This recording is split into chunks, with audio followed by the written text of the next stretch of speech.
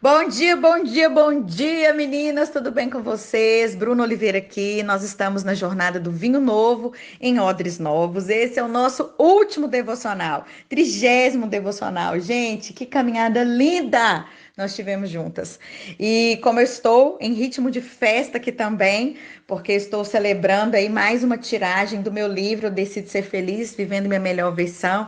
Eu quero trabalhar com vocês sobre esse conceito, né? Como viver nossa melhor versão, como ser esse odre que não se compara, que não se diminui, mas que entende que foi forjado, formatado para viver o propósito de Deus, para viver a promessa de Deus dentro da sua própria identidade.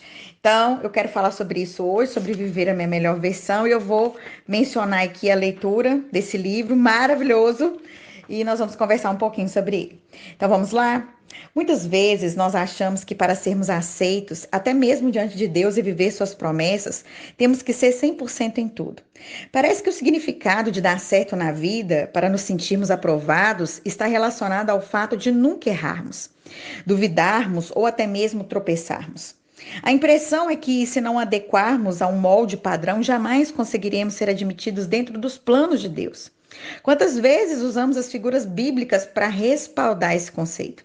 Exaltamos a fé de Abraão, que, diga-se de passagem, é sem dúvida digna de reconhecimento. Porém, nos esquecemos do quanto foi omisso em zelar por sua esposa no momento em que estavam sob os cuidados do Egito em um tempo de crise, a colocando em risco quando a incitou a mentir para Faraó sobre o seu estado civil, temendo que, se ela falasse a verdade, ele estaria correndo risco por ser casado com uma mulher tão bonita. Isso está escrito lá em Gênesis 12, do 10 ao 13. Exaltamos também a vida de Davi, que certamente tem seus méritos e merece ser honrado, mas esquecemos de quanto prejudicou a vida de Urias, um homem extremamente leal a ele, que se recusou a banquetear com a sua esposa enquanto o reino estava em guerra. Davi, além de seduzir a esposa dele, planejou a sua morte para esconder o adultério. Isso está escrito em 2 Samuel capítulo 11, do 14 ao 17. Também lembramos de Isaac, que no contexto familiar se relacionava com seus filhos por afinidade. Elegeu Esaú como preferido porque era um caçador. Fato que deixou sua esposa Rebeca preocupada e ansiosa frente ao que Deus havia compartilhado ao seu coração sobre Jacó. E acabou trocando os pés pelas mãos, incitando seu filho mais novo a mentir para o pai. Isso está escrito em Gênesis 25, do 27 ao 28. Gente, eu poderia falar de inúmeros personagens bíblicos que, apesar da unção e chamado, tiveram suas fraquezas e foram aperfeiçoados até chegarem aos planos de Deus. Falar sobre a humanidade dentro dos nossos processos é um desafio, frente a uma sociedade muitas vezes exigente na forma de tratar o outro e a si mesmo. A intolerância ao enxergar a si próprio é o primeiro aspecto quando queremos descortinar a identidade, bem como a apreciação dela. De uma forma geral, o que se percebe é que só há aceitação do ser quando existe perfeição. E é justamente por isso que se tem trabalhado muito nesses últimos tempos o autoconhecimento como forma de sarar a alma. Pense comigo, se fôssemos estabelecer essa linha de perfeição para julgarmos uma pessoa dentro dos planos de Deus, talvez não conseguiríamos habilitar nenhuma. Observar a vida de Sara me faz compreender o quanto ela conseguiu viver sua melhor versão, apesar de todas as suas dificuldades e medos. Sim, ela teve crises de ansiedade, riu quando o anjo disse que ela engravidaria, colocou uma terceira pessoa em seu relacionamento conjugal e, mesmo assim, está relacionada na galeria de heróis da fé. Ai, meu Deus. Mas o que essa mulher tinha de tão especial para ser reconhecida ou para merecer tanto crédito? Eu não consigo enxergar outra coisa que não seja a sua capacidade de potencializar aquilo que ela era boa. A Bíblia nos diz que Sara chamava seu marido Abraão de Senhor, ou seja, no quesito submissão, ela entendia tão bem que na época dela, ela era a melhor nesse aspecto. Lá em 1 Pedro 3, 5, 6 diz assim: porque assim se adornavam também antigamente as santas mulheres que esperavam em Deus e estavam sujeitas aos seus próprios maridos.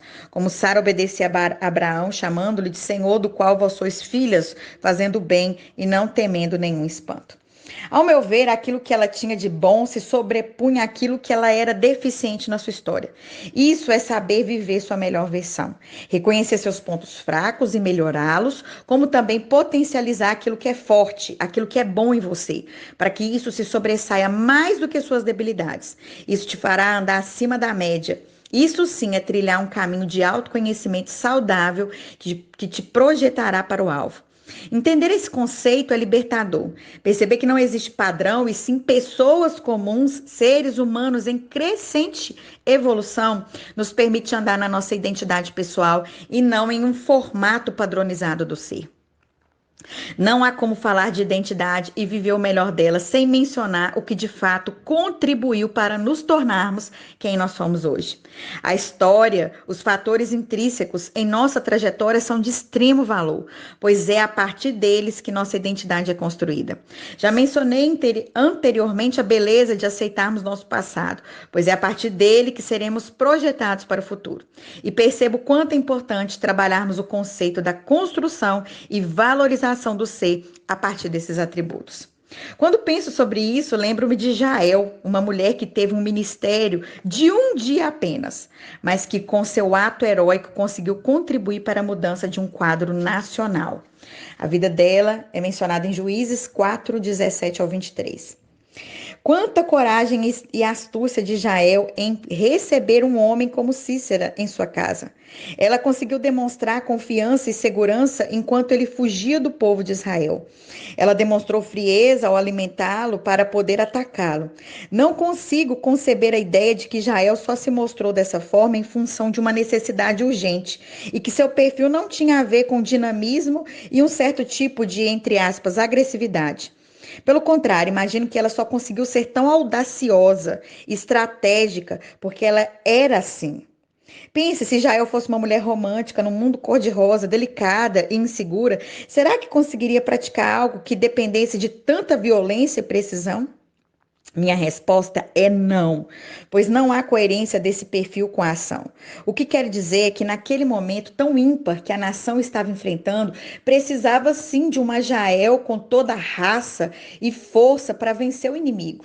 E mais, acredito com veemência que seu estilo de vida associado ao seu temperamento é que contribuíram para que a sua personalidade fosse configurada daquela forma. Eu não estou dizendo que não há problema em ser delicada e romântica. Eu estou dizendo que assim como existem as Esthers que ganham a guerra perfumadas na mesa jantando com o rei, há também as Jaéis que matam o inimigo oferecendo um copo de leite e encravando as estacas. Uma é a rainha que usa a estratégia da beleza na suavidade da mesa de um jantar. Outra é uma guerreira que usa o que tem em casa para lutar pelas suas convicções. Uma aprendeu a guerrear na suntuosidade de um banquete real.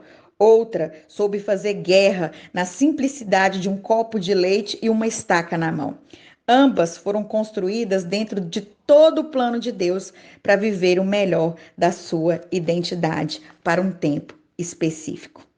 Não adianta viver de comparação, perseguindo uma vida que não é sua para viver um propósito que não é seu. Aceitar seu temperamento como um presente de Deus, um presente que Deus te deu, é a melhor coisa que você pode fazer por si mesma. Não estou dizendo que você não deva buscar o melhoramento dele, através da busca pelo equilíbrio, até porque todo temperamento tem seus pontos positivos e negativos. Mas que dentro daquilo que é bom, você consiga potencializar para que seja muito bom. Seja uma referência, pois é isso que vai te impulsionar a viver intensamente os sonhos de Deus. Eu queria continuar lendo, mas assim, é muita coisa mesmo esse capítulo. Mas olha só, nesse último devocional, eu queria te levar a pensar sobre isso, sobre viver a sua melhor versão, compreender que a sua história te formou para este tempo, para viver propósitos de Deus. Sabe, queria te encorajar a não ficar se comparando com a outra pessoa, comparando o seu odre com outra, a sua história com outra. Deus, ele tem um plano para cada uma. Cada uma vai viver esse plano a partir daquilo que é e não daquilo que espera que fosse. Sabe, eu quero te encorajar a pensar sobre isso. duas figuras que viveram tempos de guerra, Jael e Esther. Cada uma expressou a sua forma de agir dentro da guerra de maneiras totalmente diferentes. E todas as duas tiveram bom êxito, porque todas as duas cumpriram o propósito. Então, e eu acredito que Jael, como eu disse aqui, ela não teve essa atitude desassociada da sua personalidade. Ela teve essa atitude precisa, segura e até, entre aspas, agressiva, porque a vida construiu ela dessa forma e quando chegou o tempo de agir dessa forma, tinha uma Jael para agir. Assim como tinha uma Esther estratégica, perfumada na mesa, uma rainha sábia, que venceu a guerra ali sentada na mesa comendo. Uma venceu a guerra, né, com uma estaca e um copo de leite na mão, e a outra venceu uma guerra sentada na mesa perfumada e bolando as melhores palavras que se encaixariam durante aquele jantar ali, naquela relação com o rei e com a Amã, com aquele sangue frio, e conversando e sorrindo e perfumada. Cada uma com a sua história, cada um com seu histórico, cada um com a sua identidade, cada um com seu odre. E você vai só conseguir viver o vinho novo, aceitar o vinho novo sobre a vida sobre a sua vida, receber, melhor dizendo, o vinho novo na sua vida quando você aceitar o odre. Só recebe o vinho novo quem aceita o próprio odre. E que você consiga concluir essa série de devocionais, né? Recebendo essas ministrações, recebendo essa palavra, mas aceitando o odre que é você, para que esse vinho novo possa se encaixar diretamente com aquilo que você é e que Deus te projetou para ser e para fazer. Tá bom? Eu espero que esses devocionais tenham te abençoado poderosamente. Nós vamos continuar com a série de devocionais, vamos fazer uma parada aí semana que vem. E aí, semana que vem, eu vou anunciar qual é a nova série, tá bom? Então, semana que vem nós vamos descansar, reveja todas as ministrações, medite, e aí eu vou estar divulgando uma série nova e nós vamos continuar. Um beijo no seu coração, que Deus te abençoe. Se esse devocional te abençoe, espalha aí nos seus grupos de WhatsApp, amém? E seja uma pregoadora, né? Uma pregadora, um arauto da palavra de Deus. Se você não conhece meu trabalho nas redes sociais, acessa lá no Instagram. Bruno Oliveira Mentoria Mulheres, tem muito conteúdo abençoado lá. Um beijo.